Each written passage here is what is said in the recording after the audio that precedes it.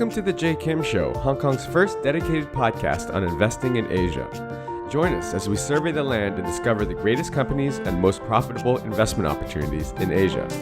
If this is your first time listening, thank you for stopping by.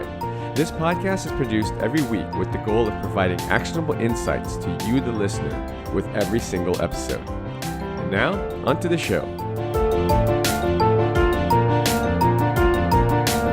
Today's show guest is a self-made entrepreneur by the name of Pejman Ghadimi. Pejman has a very unique story. He was born in the middle of the Iranian Revolution, so he spent most of his childhood in France and only moved to the United States in 1997.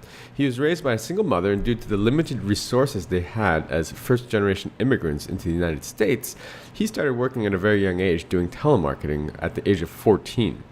He eventually worked his way into a lucrative banking job in finance, but he didn't stop there. He was an entrepreneur at heart, and he left banking and then leveraged his resources to end up building three major businesses, which have collectively grossed over $40 million in annual revenue.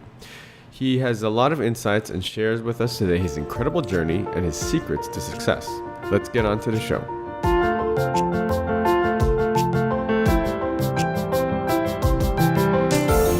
Hi, Pejman. Thanks so much for joining us, and welcome to the show.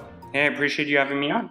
I'm very excited to have you, actually, because you have an incredible story, and I think that our audience is going to get a lot of value out of what you have to say, and just hearing about your incredible journey and what you've accomplished. So, maybe for our audience, you can give us a little quick introduction on who you are and what you do for a living. Absolutely. So my name is Pejman Ghadimi, and I'm the founder of Secret Entourage as well as a dozen other businesses. But notoriously, I am known for having authored Third Circle Theory and Radius. Third Circle Theory is a self-published book that has sold over 350,000 copies globally. And then Radius is its sequel that just came out. I became somewhat of a business figure being a bank manager at the age of 18, which was very crazy for not having a degree and just having graduated high school, and then followed up to become an executive VP for a Fortune 500 company by 23, only to find myself fired by 25. I established the world's first investment fund in exotic cars that was known as VIP Motoring, which can be found at vipmotoring.net, where I created a concept that allowed people to turn their liabilities into investment assets and ultimately use things such as exotic cars, watches, and everything else to grow their portfolio of investments rather than just lose money by making bad decisions around things that they've just wanted to own anyways.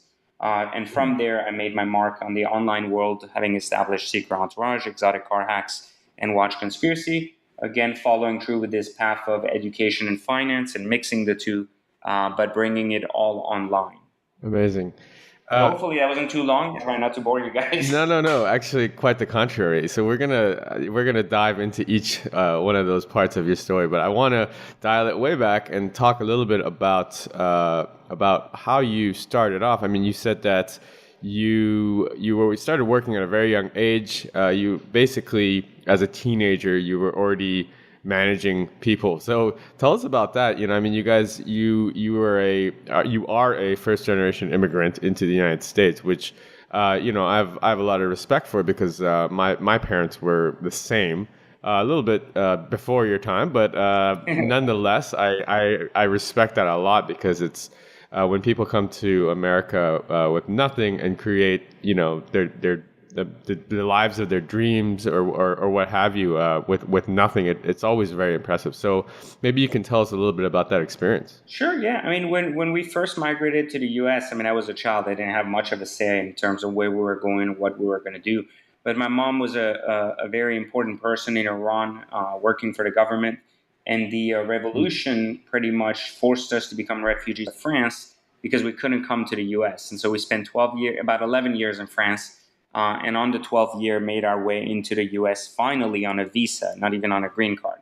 So when we got to the U.S., we didn't have green cards, we didn't have social securities, and that process took such a long time in itself.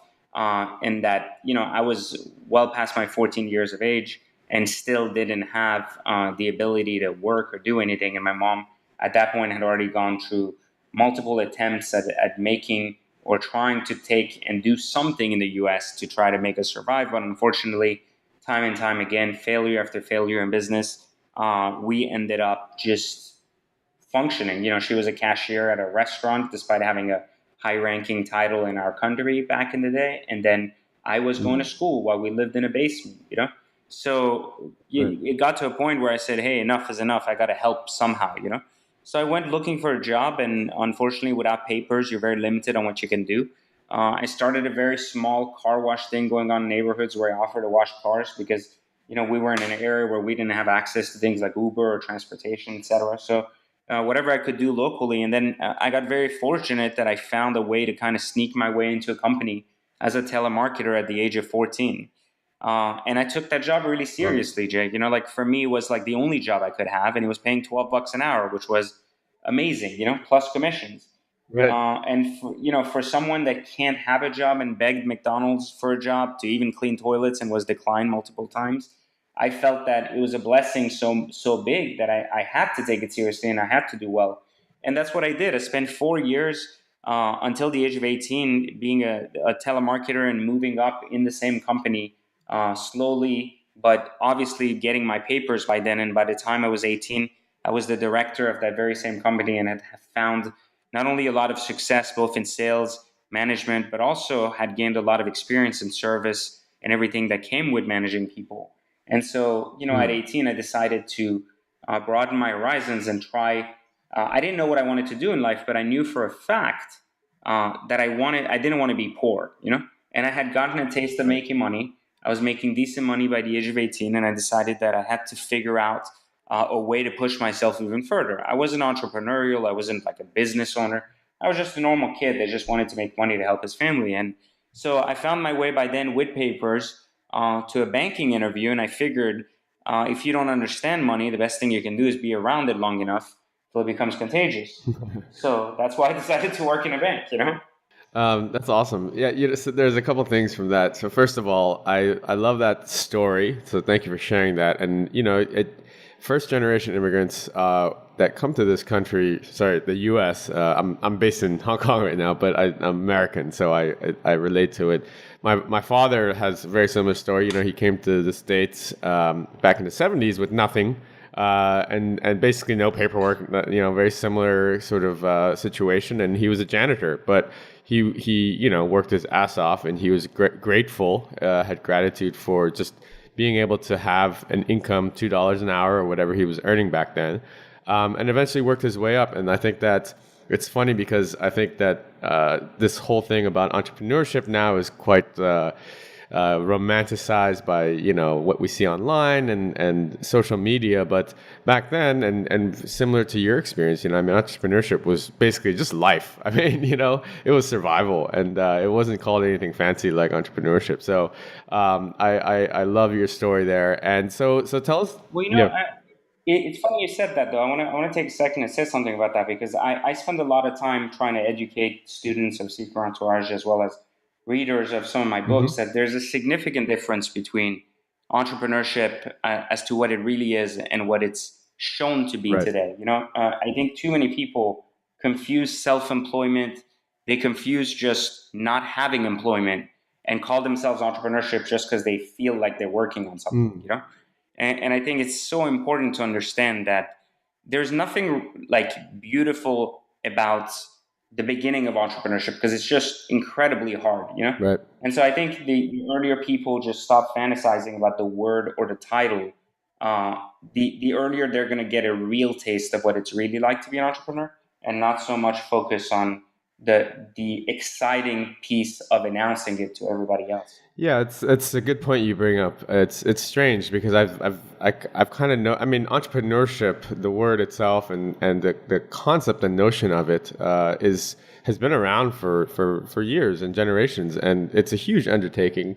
But for some reason, and I don't know exactly why, maybe because of the internet and social media, but it's kind of it's like you said, it's become it's being misconstrued as just something, as just the glamour side of it, right? The reward side, but none of the hard work is really focused on. But I think that's something that's important, and I'm glad that it's something that you are actively preaching and helping and teaching to our younger generation here. So, back to your story. So after you came out of banking, you mentioned another interesting point where you said, you weren't a born entrepreneur, from the get-go. You weren't doing lemonade stands and baseball cards, that sort of thing. But somehow you realized that, look, you didn't want to be poor, so you decided that the best way was to, I guess, found your own businesses, right? So tell us a little bit about that journey.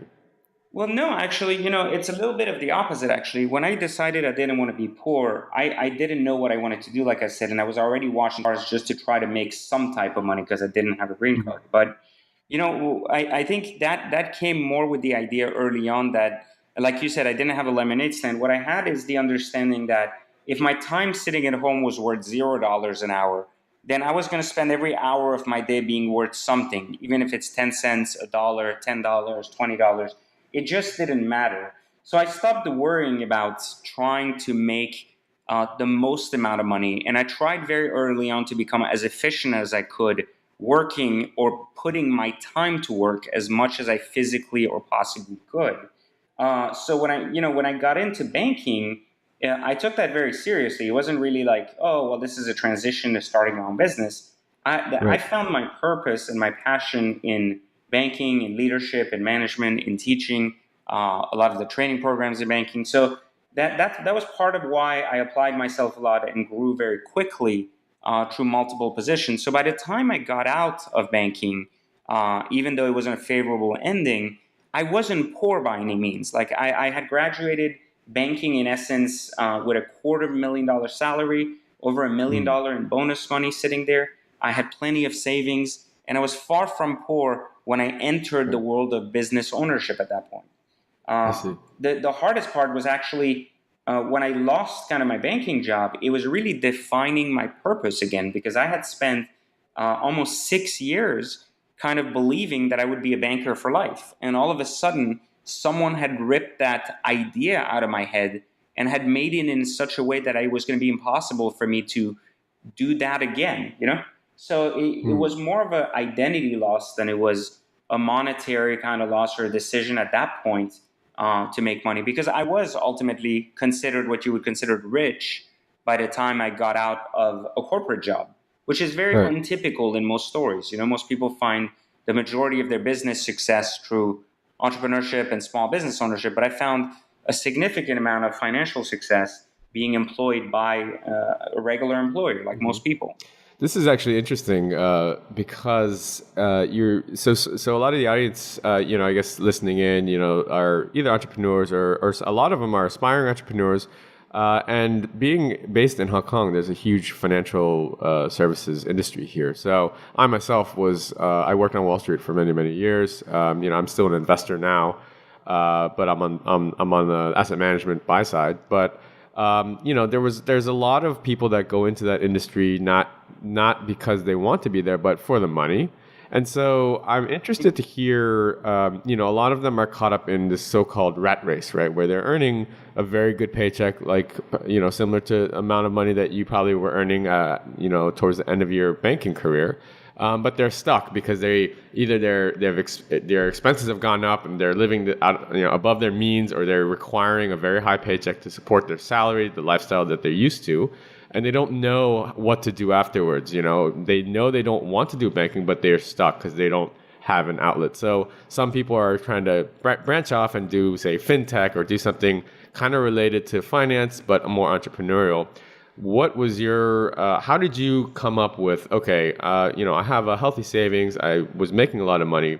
Now I want to be an entrepreneur, or I want to start a business. How was that process? How did you find exactly what to focus on for your next step? Sure. I mean, I have what you call I share this in my book Radius, but it's what I call the idea triangle. And it's a funny way to looking at if your ideas are not just good ideas, but if they're the right ideas for you. And it's the same process I used then for myself. And it was really looking at what I loved, the most and what I loved doing the most and what I was talented or skilled at and then ultimately how to connect those two things through belief, meaning I had enough confidence to be willing to undertake some aspect related to those two things. And for me at the time, one of the things that I was very talented at was design. Like I had an eye for design and understanding of how things just end up beautiful. I was always a big proponent of dressing well, the right watches, the Mm. right cars. So I had this like eye for things that the common public just really liked, and my love was obviously focused around cars.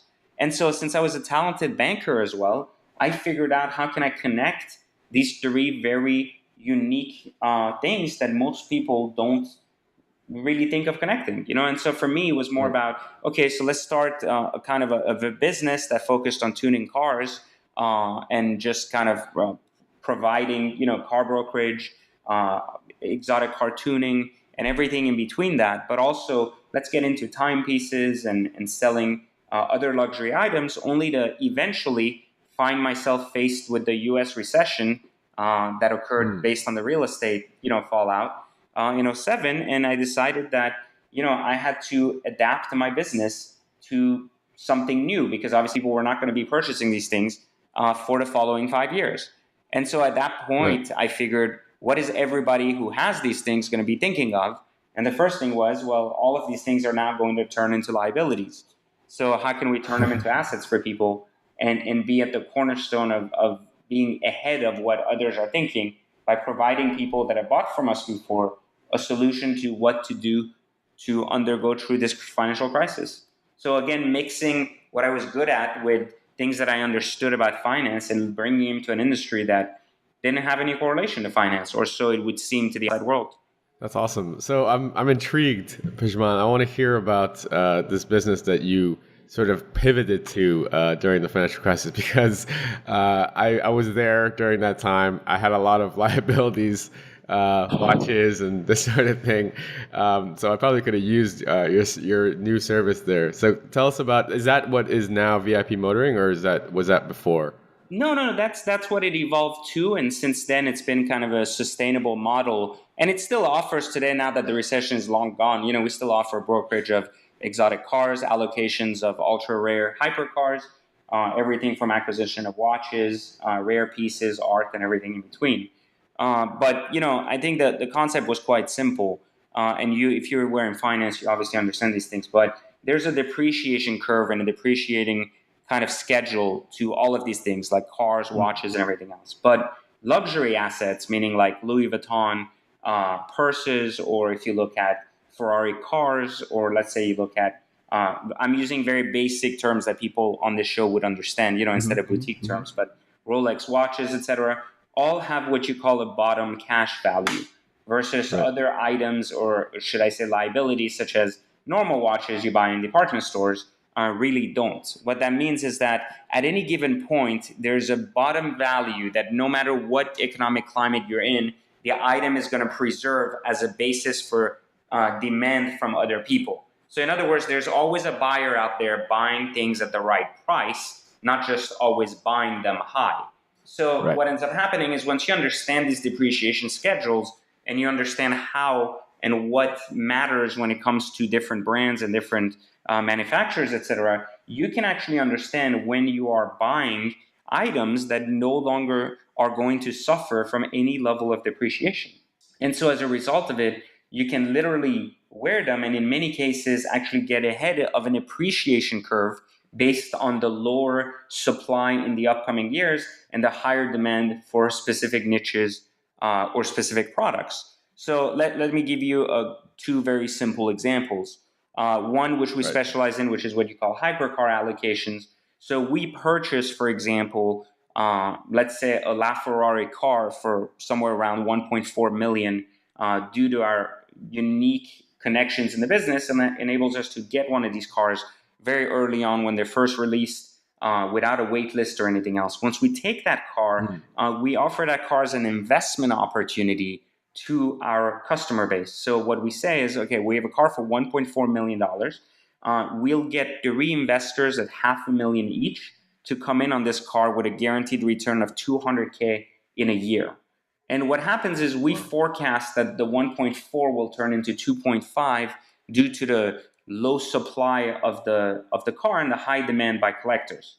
So the car Huh. comes into our ownership. It doesn't get actually driven. It just gets stored, well taken care of, and a year later it is disposed of for, and just using a round number, $2 million. If each person was Right. entitled to a guaranteed return of 100,000 on their 500,000, they will be paid that, and the rest will be our fee for doing the job. So the allocation is where, being able to get these cars is where we make the money and where it creates an investment opportunity. Now, the same buyer, like the same client, now obviously wants to own exotic cars themselves to drive, not just to invest in. And so during the Right. recession, obviously FDIC investments or the stock market may have seemed like a bad idea, but investing in rare exotic cars that would only go up was just a safer alternative because there was an actual asset that wouldn't depreciate. So those same people, though, now wanted to drive exotic cars.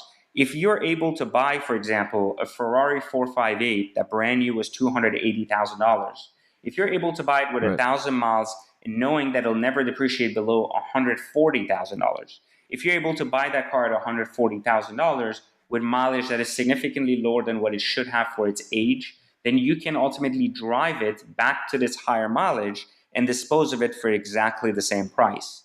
And so for our Wow. investors and people who were in our company investing in exotic cars, we offered a very unique program that enabled them to buy an exotic car and ultimately give it back to us, not rent it, but like own it in full and give it back to us within 12 months, knowing exactly what their cost was going to be. And in many cases, their cost for owning a Ferrari, Lamborghini, Aston Martin would be less than $5,000 for a 12 months period, which is unheard of. That's incredible. That's unbelievable. I love that business model. I mean, it draws parallels to say value investing in a stock where you find the intrinsic value, the floor value, and you basically buy it there because you know that, and using your connections, your network, and your research, you know that it's pretty much at the bottom, so it won't go any further below that. And then using your timing and trading skills, you basically make money off that. I think it's brilliant.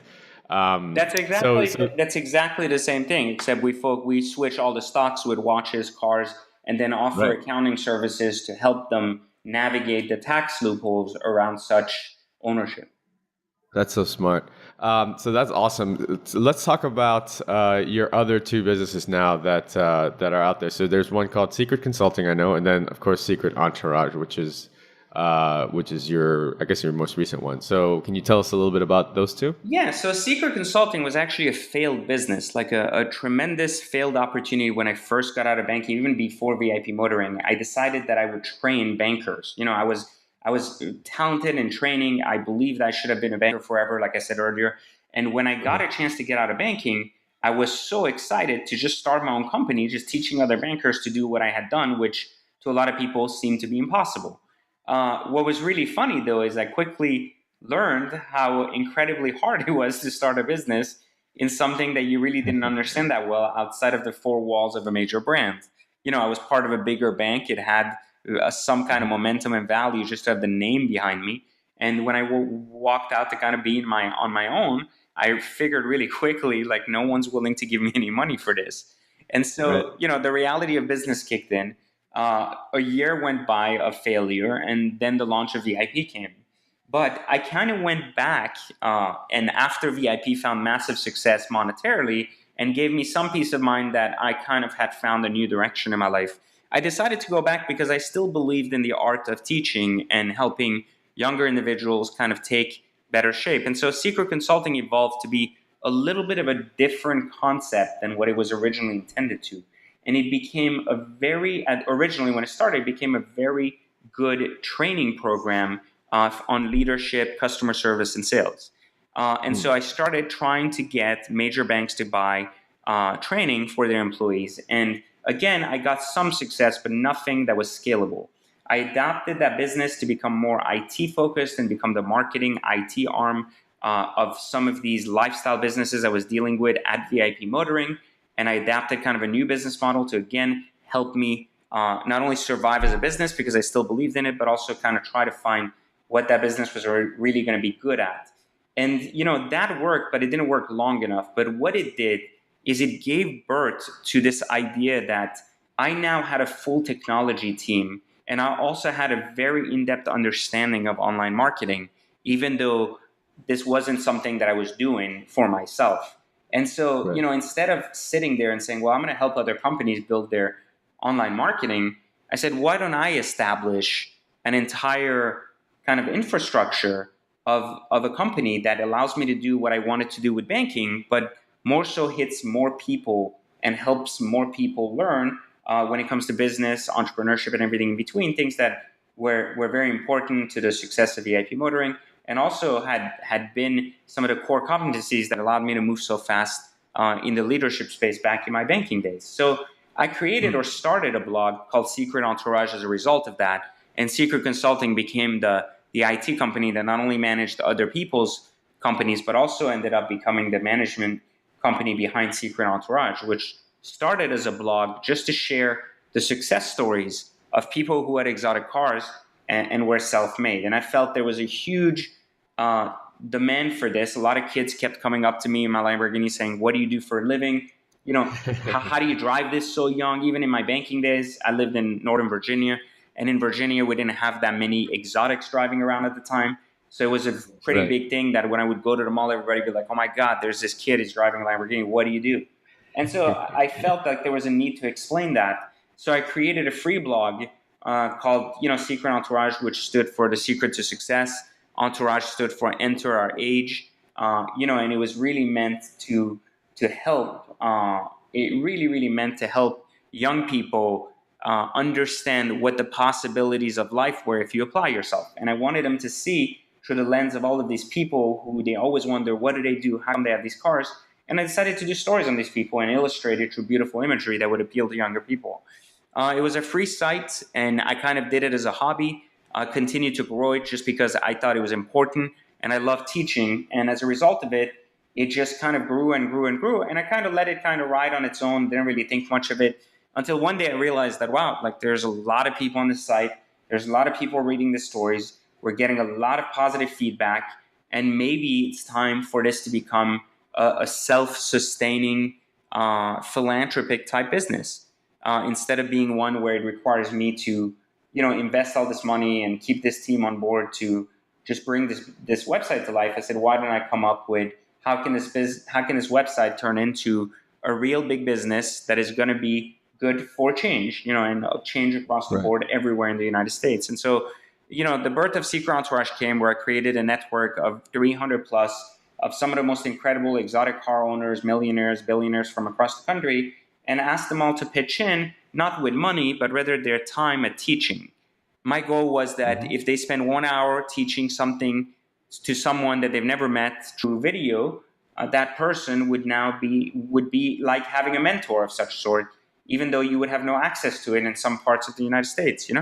And so I decided, like, I'm going to put this together, and it took about 7 years to put together what is today known as Secret Entourage, the brand, which includes Secret Entourage Academy, as well as the free blog of Secret Entourage itself, and encompasses a lot of the teachings found in my books, which are all, of course, published by this same kind of massive brand.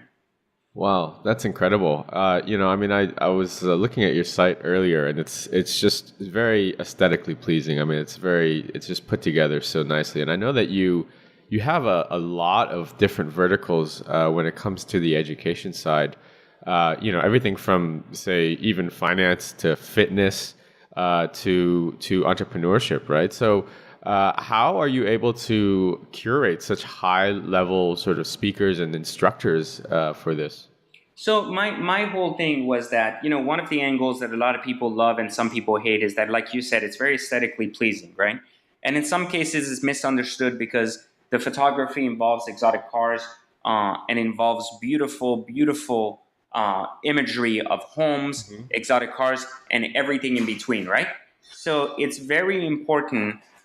It's very important that people understand that if these images are there is because we want young people to be motivated. We want young people to be curious, even if they have no interest in entrepreneurship. I think so Right. many young people lose sight of entrepreneurship because they focus so much on making money. And there's so many sites that exploit that using exotic cars, lifestyle, and everything in between. Yes. I'm sure you've seen that too, right? Yeah, Right. totally. So I thought, well, if I call them cartoon characters, forgive me for saying that, but if the cartoon characters are using this bait to bring in young people, right? Yeah. Why can't people who have already established themselves, who really own these things, who aren't renting them, who own the latest jets, the latest cars, the latest homes, why can't they be the ones sharing the real success, you know? And so I Right. felt that if we went away from that and instead focused only on business, we wouldn't be able to attract and convert people who are confused about the art of money and help them understand the process of entrepreneurship. And so I think at first this was received with a little bit of skepticism, but over Mhm. time we kind of showed people through incredible content and through incredible partnerships with some really big names, like you said, that we are serious and we're here to stay. So 8 years later, it's not very easy for us to reach out to very big names and stay focused on integrity and making sure the content that we are creating is not marketing based, but it is Right. really genuine teaching of good entrepreneurship principles, even if they're not what people expect. And I said this in a manner that's really important because people often look up to some of the most known stories. Like everybody wants to feature a Mark Cuban, everybody wants to feature a Gary Vee, like some huge Yeah. names, right? But I have Right. found it that in those names and in those conversations, it is often the least value you receive that is new and unheard of content. So these people are Right. constantly marketing themselves everywhere. And so it becomes very difficult to get out of them some very new content. And so, Absolutely. I've found it that finding individuals who have had massive success, who are not as well known online, but are equally impactful, powerful, and wealthy, has been the key to being able to grow quality content that is not only unheard of, but really focused on teaching rather than marketing yet another product or another service following the lesson learned, if that makes sense. Yeah, 100%. And I can draw parallels to that because just for a micro example is something like my podcast.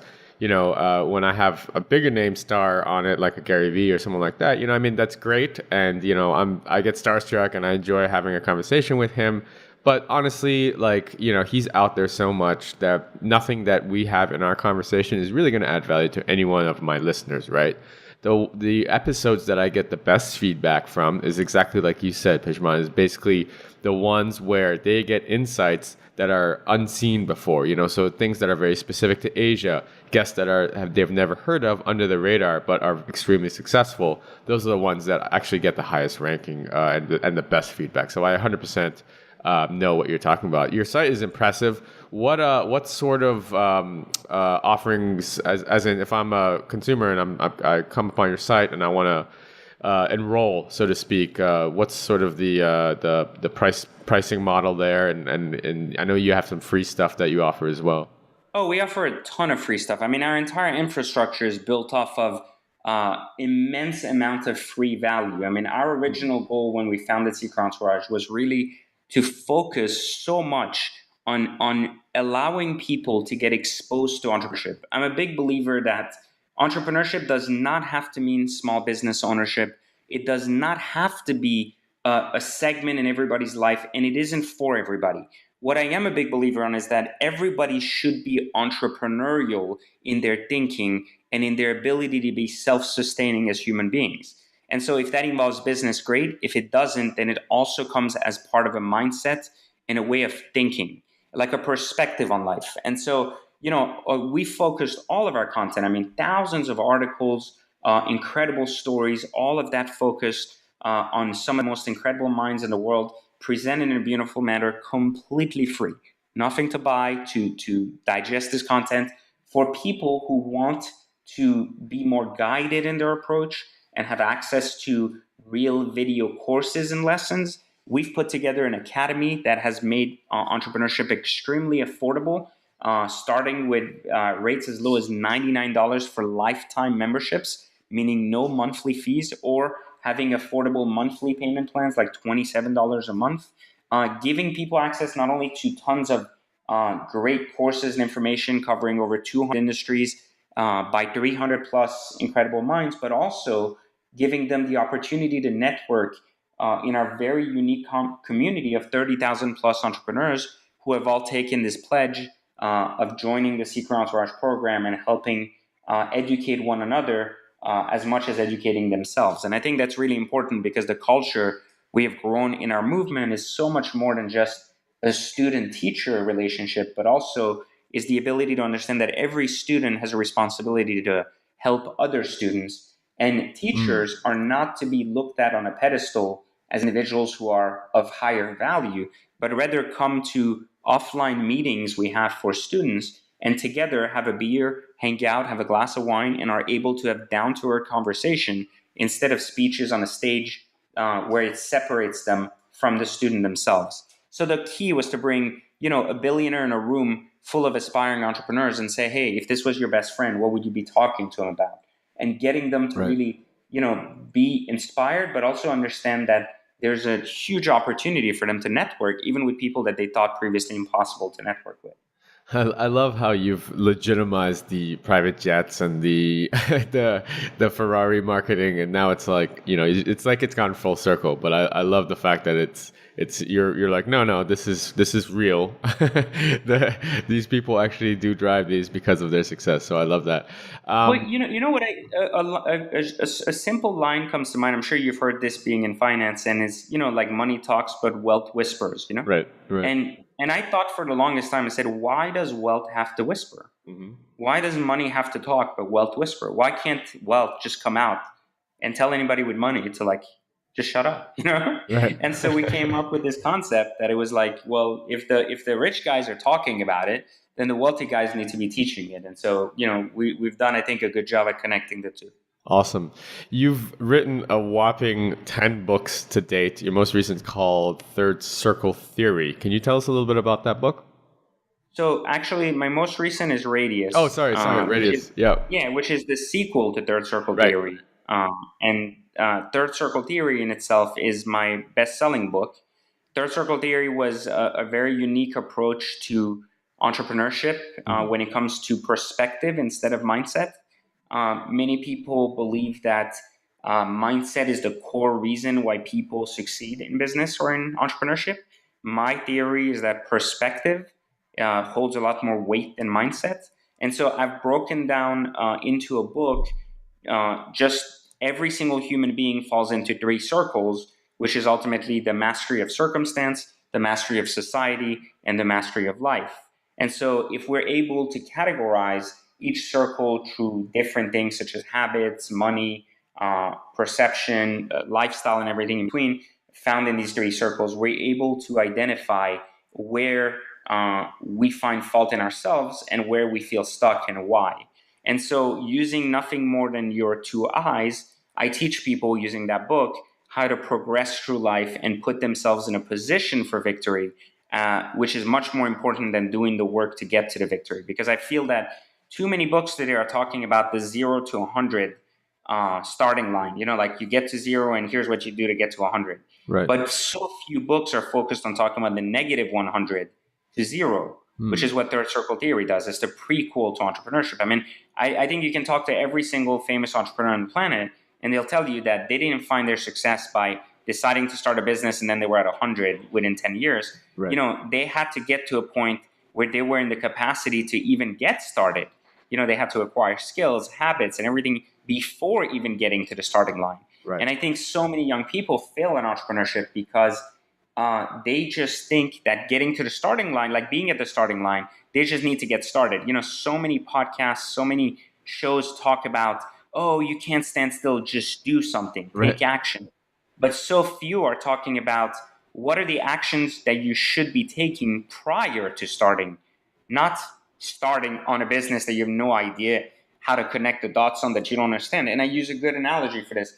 I'm sure you've seen the meme that says, like, in entrepreneurship, you have to jump off a cliff and figure out how to, build a parachute along the way. Yeah. Right? You've heard that. Yes. I call it this dumb meme. But anyways, so the reason that doesn't make any sense is because if someone jumps off a cliff and they've never interacted with a parachute, they've never understood how it works, they've never understood what it takes, then they're going to crash. And there's no way they're going to learn how to build a parachute along the way if they don't understand how parachutes work. And so the point is that if you are at the edge of a cliff, you have a parachute in your backpack, you understand how to put it together and then make the jump, your survival rate is going to be increased significantly Right. versus your death rate where you actually fall, break your leg, and then can't get back up to do it again. And I Right. think that if we help people understand that entrepreneurship isn't what that sexiness about Instagram is, and about posting quotes on your Instagram, it has nothing to do with that, right? It's hard. It requires to be taken seriously, and I think Right. that's where we can make a big impact. Is people with shows like yours, Jay, that can help educate people, can really focus on sharing this message that you have to be prepared to a degree. Like, you can't just say, I'm going to the gym and I'm going to have a perfect body just by going to the gym and showing up every morning. You're going to Right. require to take on a great diet. You're going to require to build habits to being able to show up on time. And you're going to have to get familiar with the different machines and how to use them. And then, only then, you'll find your way and be able to put on a really good show and grow your body to where you want it to go. And the same thing can be done with your mind, your money, and everything in between. And that's what the concept of third circle theory covers. Got it. Very interesting. So, and then the sequel, which is Radius, what does that get into? So a lot of people, after reading Third Circle Theory, said, listen, PJ, you've changed my life. I look at life completely differently. But I don't understand how this is a business book. Like, it's not connecting the dots for me. Like, I Yeah. understand why I am like I am. I understand how to change. But what if I'm ready to get to that starting line? What if I'm ready to get started? Well, RACE stands for Reaching Across Different Industries, Uncovering Solutions. And it's what I call the universal language of business. I break down for people what I call the 5 pillars of business, which are, ideas and people, followed by product or service, followed by business, followed by branding, followed by empire. And every business goes through these 5 pillars at any given time, or doesn't, depending on how good you are at understanding how to evolve from one to the next. And so giving people a very clear path on how business, regardless of industry, regardless of what you're doing, evolves, and what are the steps to take in a condensed version that is actually applicable at every single word and page, has enabled people that have read Third Circle Theory to say, okay, now that I'm ready, I understand exactly what are the steps I need to take. Even though he's not covering my exact industry, I can apply this universal language of what he's sharing here to my industry and how I need to grow my business within it. And so I've come across with this, I've put together this universal language that every business in any industry can apply and actually evolve or understand why they're being stuck in certain places. Got it. Got it. That's pretty useful and valuable information. I think all the listeners should definitely check out, if not both, at least one of those 2 books. Um, Pejman, thanks so much for your time. It's been actually really, really good hearing your story, and very insightful. And I love hearing just about your businesses and your journey. And thank you so much for sharing. I want to leave with a few questions, a final couple questions, which would be pieces of advice that you would give, to young entrepreneurs or aspiring entrepreneurs, maybe of a younger generation. What's one thing takeaway that they can take action on if they want to become an entrepreneur? What's the first thing that they should be doing? Well, yeah, I mean, I tell people this, I get asked this a lot, and in the biggest question, I guess, is what do I do in 2018 or in 2017 to be successful? What can I do? Mhm. And I tell the young entrepreneurs that, listen, that's the worst question you can ask, because it's not about what you do in life, but it's about how well you do it and how much you're willing to commit to doing it.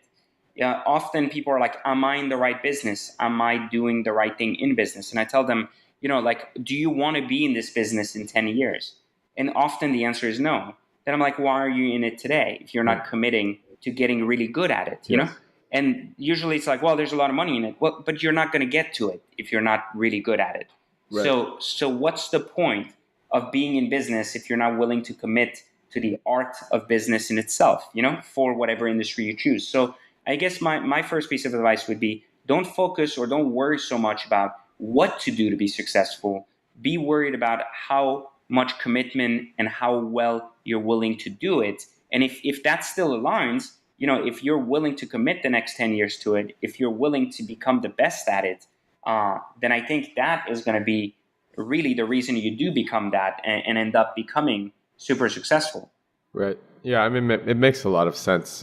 People, especially for people that, like I said earlier, guys and people in general that have jumped into industries for the wrong reasons, like money. Finance is notorious for that. A lot of people they don't actually like finance, and they're just drawn to it for the paycheck. And so, I think that's very important to understand that it takes years to become an expert or hone a craft of whatever you want to be, gain mastery in, and then the money will come after that. And money matters. I think it's important to say that money is important. It shouldn't be.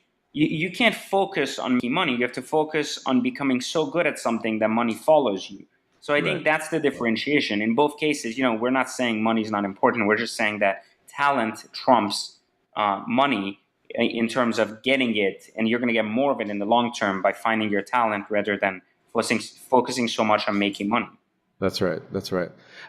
So what last couple questions are, first, what are some things that you yourself personally are working on, or maybe your businesses throughout the rest of the year, or maybe into 2018 that you're super excited about and want to share? And finally, where can people find you, follow you, and connect with you? Sure. So, one of the most exciting times for me is that we've taken everything we were talking about at VIP Motoring, and we've created 2 websites to help people understand how to turn liabilities like watches and cars into assets anywhere in the world. It's called exoticcarhacks.com, and it's called watchconspiracy.com. Those are 2 sites we've created where they're ultimately newer versions of similar to Secret Entourage, but focused specifically on exotic cars and watches and luxury watches, and how to leverage those in your portfolio, as well as ultimately to enjoy. I'm sure you're a watch guy and car guy yourself. That's awesome. So we teach people how to leverage these things instead of lose money on them. Those are the projects I'm working on. They've grown tremendously. We've worked on them for the past 9 months. They're almost as influential as Secret Entourage, which has been around for 8 years in such a short time. And the best place to follow me is obviously on Instagram. I'm at I Create Millionaires on Instagram, and obviously on Facebook as well with my first and last name.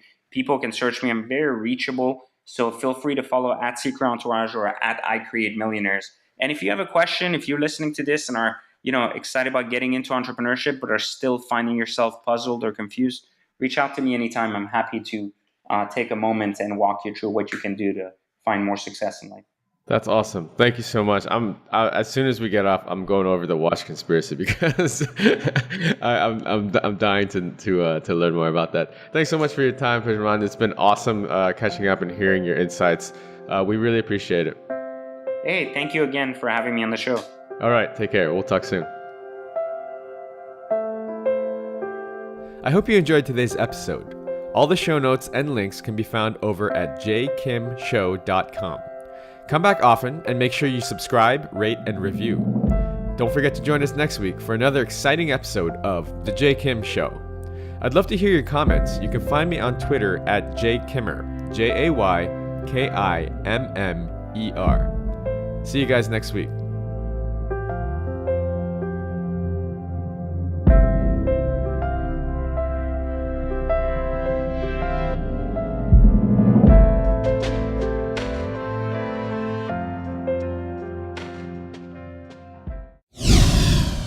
This podcast is brought to you by Hack Your Fitness, the high achiever's guide to getting ripped in under 3 hours a week.